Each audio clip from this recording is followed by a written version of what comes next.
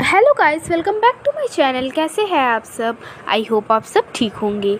Guys, family तो आपका भी है और हमारा भी है, लेकिन अगर हमारी किसी भी फैमिली मेम्बर का नज़रिया बदल जाए या मन में गंदगी आ जाए तो क्या होगा? आज उसी फैमिली से रिलेटेड हम आपके लिए एक न्यू कहानी लेकर आ गए हैं जिसका नाम है देवर जी। So let's see. शांति बेटी, बिमल का अब शादी का उम्र हो रहा है। तुम कोई लड़की ढूंढो ना उसके लिए। क्या माँ जी, अभी तो देवर जी का सिर्फ 26 साल ही उम्र है। अभी तो देवर जी का एंजॉय करने का उम्र है। शादी हो जाएगा तो बेचारा फंस जाएगा। क्या बात कर रही है तू? कमल का भी तो शादी मैंने 25 में ही दिला दिया था। उसका तो उम्र बढ़ रहा है, 26 हो गया। कमल जी का बात छोड़िए, उसके ऊपर तो जिम्मेदारी आ गया था। आप भी तो बीमार हो गई थी, इसलिए आप जल्दी जल्दी कमल जी से मेरी शादी करवा दी। ऐसा बात नहीं है बहू, तू तो अच्छी थी और कमल ने तुझे खुद से पसंद किया था, इसलिए मैंने देर नहीं की। आप देवर जी का शादी को उतना चिंता मत कीजिए, मैं इस परिवार को तो संभाल रही हूँ। तू और कब तक संभालेगी? तेरा भी तो आराम का ज़रूरत है। और बिमल का शादी दिलाकर मैं तीर्थ यात्रा पर चले जाना चाहती हूँ। आपको जहाँ जाना जाइए ना, अभी देवर जी का शादी का टाइम नहीं हुआ। आप बैठिए, मैं आपके लिए चाय लेकर आती हूँ। बहू का बचपना अभी तक गया नहीं। अरे माँ, क्या सोच रही है आप बैठे बैठे? अरे बिमल, तू आ गया, तेरा जॉगिंग हो गया। बैठ बैठ।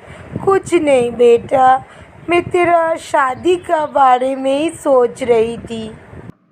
हाँ, वो तो सही बात है, लेकिन आपने क्या सोचा? क्या मैं अपने लिए लड़की ढूंढना शुरू कर दूँ? बस अब शुरू हो गए।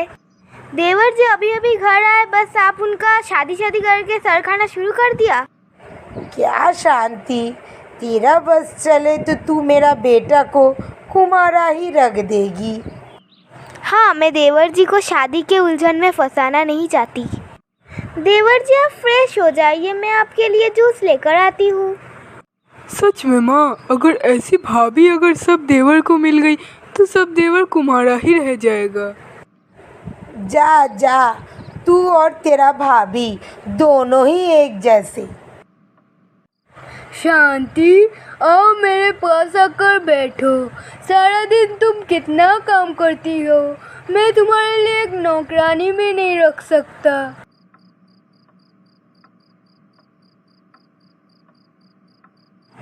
तुम तो जानती हो काम का हालत बहुत खराब है और सैलरी बढ़ने का नाम ही नहीं लेता। अरे आप इतना चिंता क्यों कर रहे हैं? देवर जी है ना, देवर जी तो घर का सारा जिम्मेदारी उठाता है। हाँ, लेकिन मैं तुम्हारे बारे में ही सिर्फ सोच रहा हूँ। और मत सोचिए, मैं ठीक ही हूँ। आप सो जाइए, आपको कल सुबह निकलना है। तुम भी आकर सो जाओ, अभी तो तुम्हारा कोई काम ही नहीं है। नहीं, मैं देवर जी को दूध देकर आती हूँ, आप सो जाइए ना।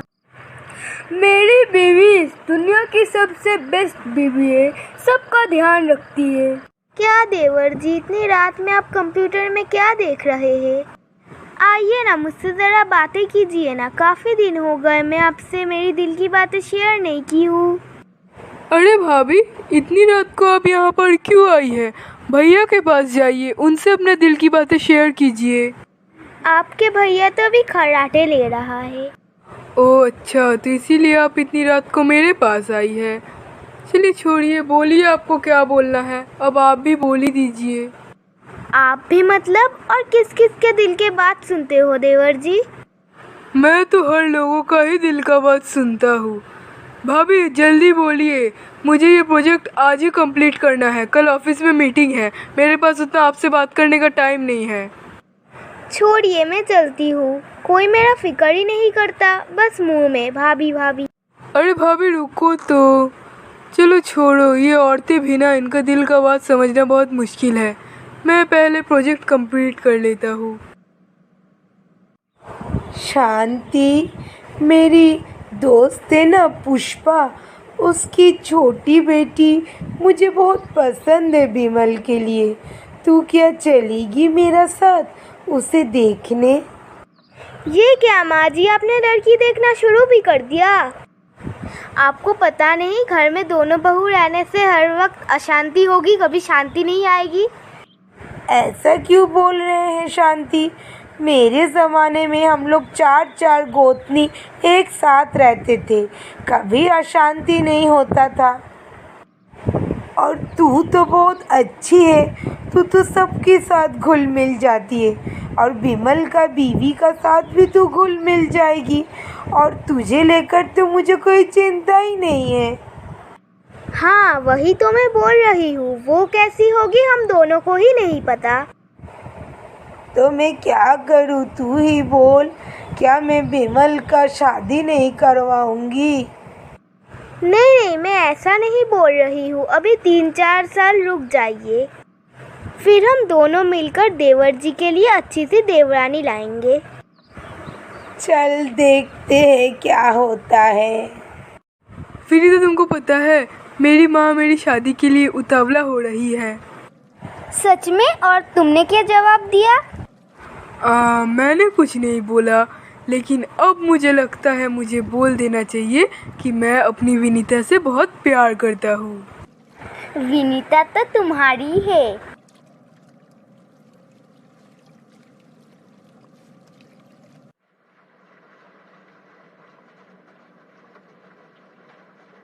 अरे भाभी, क्या हुआ आपको? आप ठीक तो है? मैंने लगता है बाथरूम लॉक ही नहीं किया था। सॉरी देवर जी, वो मेरा सर बहुत घूम रहा था, इसलिए मैं आपके ऊपर गिर गई, और मुझे नहीं पता था आप बाथरूम में हो, इसलिए मैं फ्रेश होने के लिए बाथरूम में आ रही थी। सॉरी तो मुझे बोलना चाहिए भाभी। आप अभी जाइए, मुझे बहुत अनकंफर्टेबल फील हो रहा है। लगता है मैंने ही बाथरूम का गेट लॉक करना भूल गया था। देवर जी, आप कितने गोरा हो और कितने अट्रैक्टिव भी हो, आपकी तरह कमल जी क्यों नहीं है? भाभी मुझे कुछ नहीं पता, आप प्लीज़ जाइए, मैं बहुत अनकंफर्टेबल फील कर रहा हूँ। ओफो, ये क्या मुसीबत है। हाय देवर जी कितने खूबसूरत है, काश वो मेरा पति होता तो कितने हम दोनों एंजॉय करते। कमल जी कितने बोरिंग हैं, सिर्फ काम और सोना, पूरा देवर जी का ऑपोजिट। क्या हुआ विमल, घर में कुछ हुआ है क्या? इतना परेशान क्यों हो? वो मैं भाभी को लेकर बहुत परेशान हूँ। मुझे लगता है उनका नीयत कुछ ठीक नहीं है।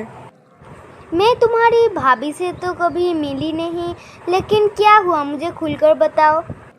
वो मैं कल बाथरूम में था और फट से वो अंदर घुस गई बिना कुछ सोचे समझे और मुझे पकड़ लिया। मुझे ये भी बोल रही थी कि मैं बहुत गोरा अट्रैक्टिव हूँ, पता नहीं ऐसा क्यों।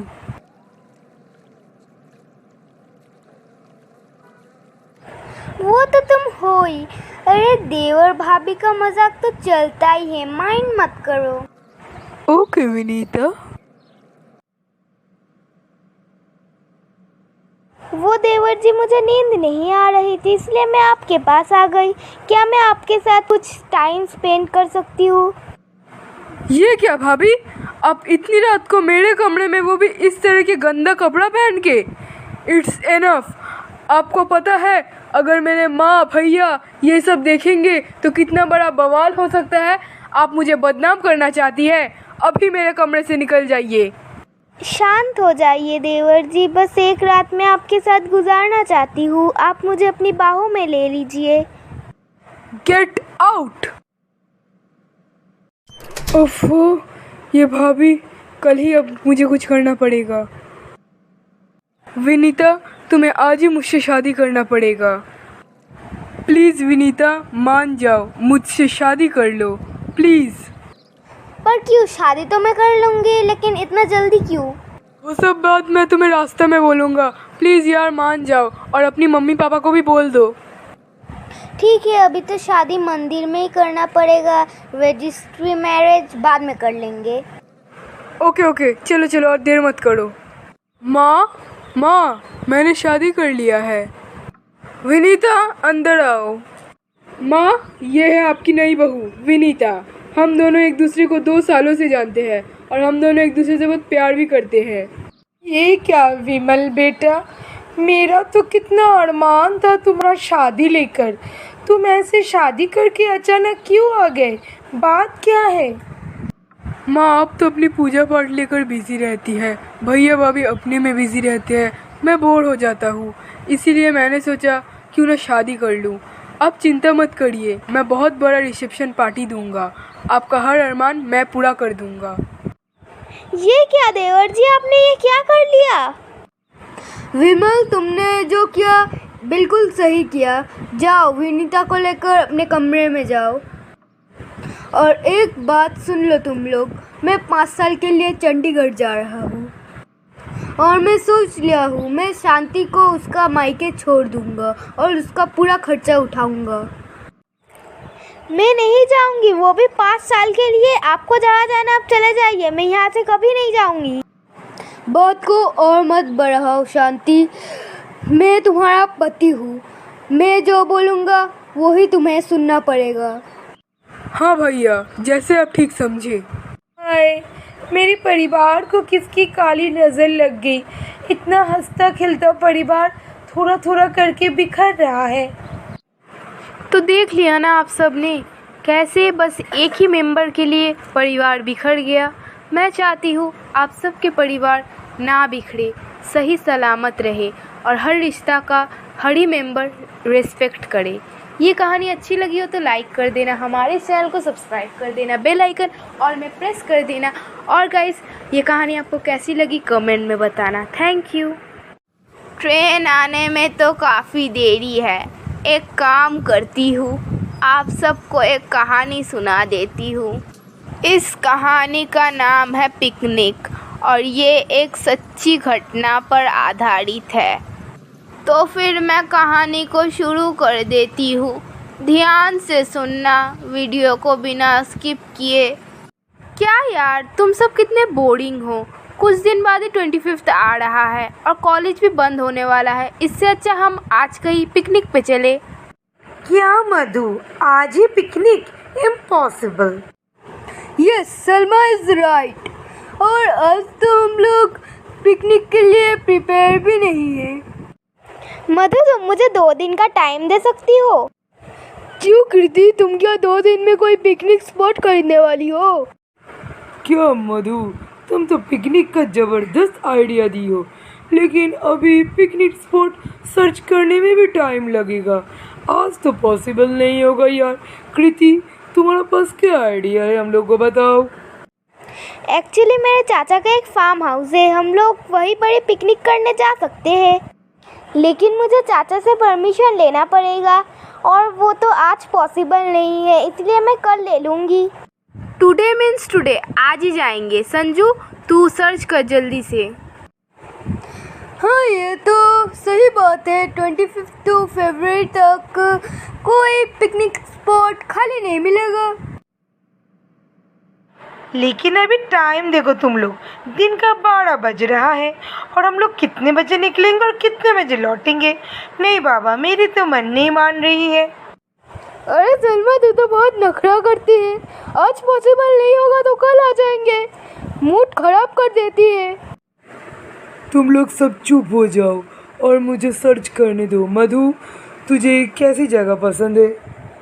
कुछ भी ढूंढना यार, जल्दी कर, हमें अभी निकलना है। ये जगह कैसे रहेगा गाइस? हाँ बहुत खूबसूरत है, यही जगह यही जगह। हाँ बहुत खूबसूरत है, यही जगह। ये जगह तो कॉलेज से जाने में 2 ही घंटे लगेगा। No problem, done. Kartik, Rajan, तुम दोनों का पास कार है ना? मेरा पास कार है, तो चलो लेट्स गो। ये picnic picnic, Kriti Salma, let's go and enjoy. Picnic spot तो सिलेक्ट हो ही गया, लेकिन हम लोग खाएंगे क्या? ए भुक्कड़ सलमा, तुझे जो खाना है तो मुझे बोल, चिकन मटन मैं अरेंज कर दूंगा। अब चल मेरे गाड़ी में बैठ। अरे सलमा, नखरा बंद कर, और कृति तू आ जा मेरे गाड़ी में। ओके, मैं संजू के साथ चले जाती हूँ। चलो, लेट हो रहा है और टाइम वेस्ट भी हो रहा है।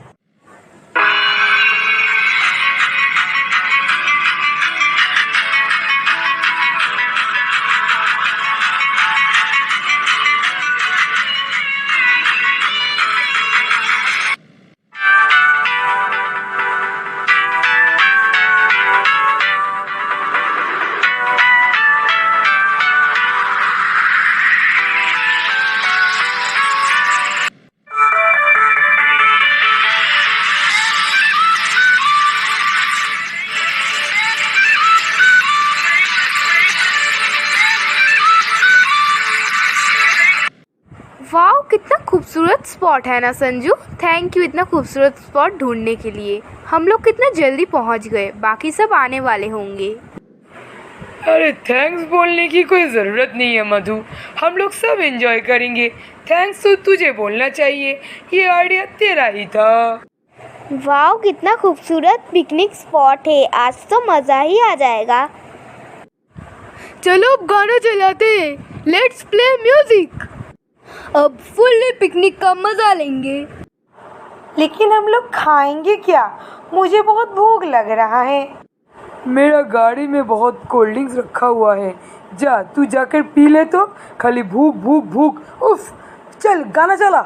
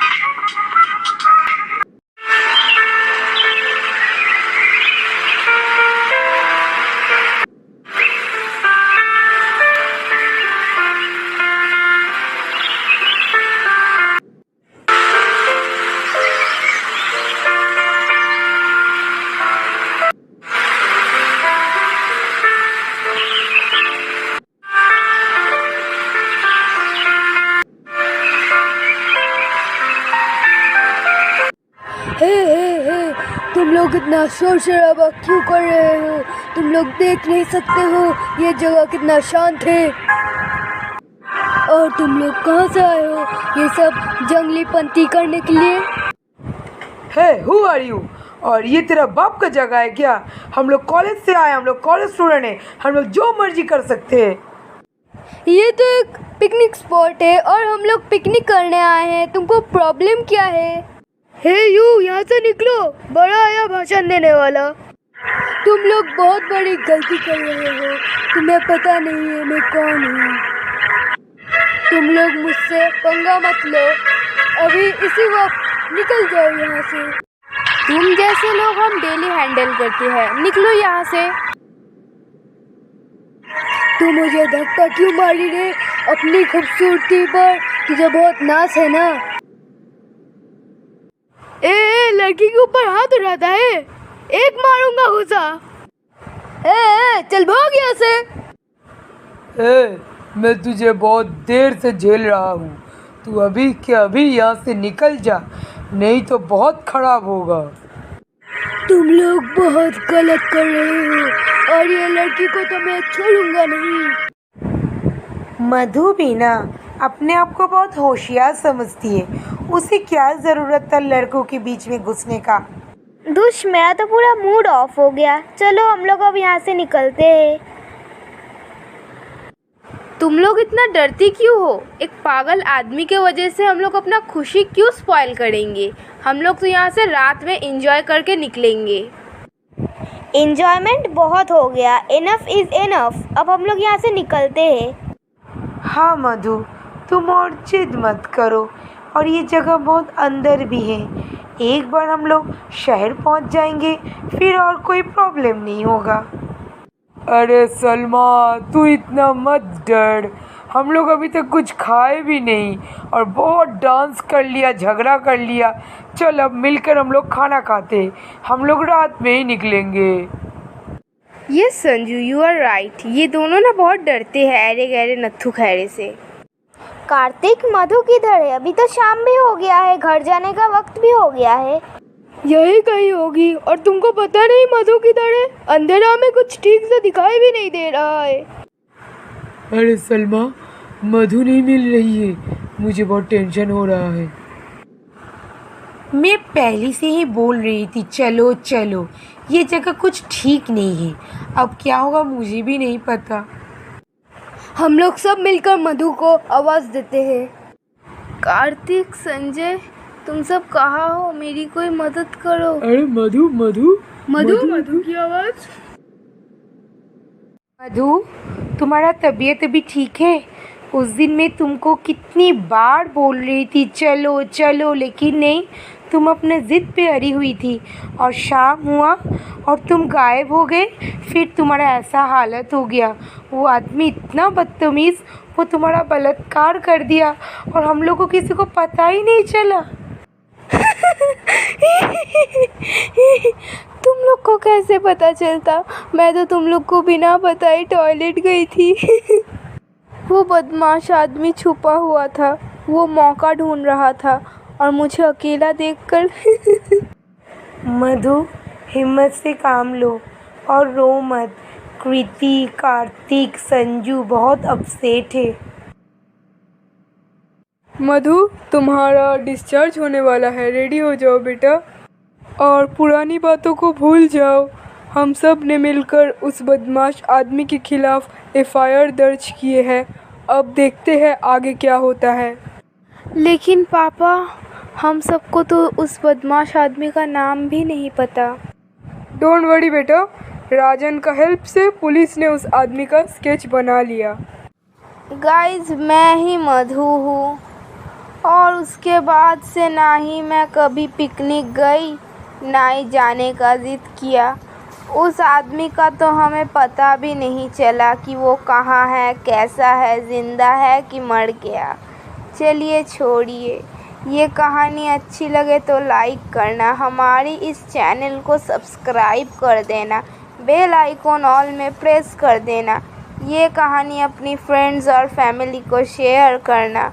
और गाइस, कैसी लगी हमें कमेंट में बताना मत भूलना। शुक्रिया।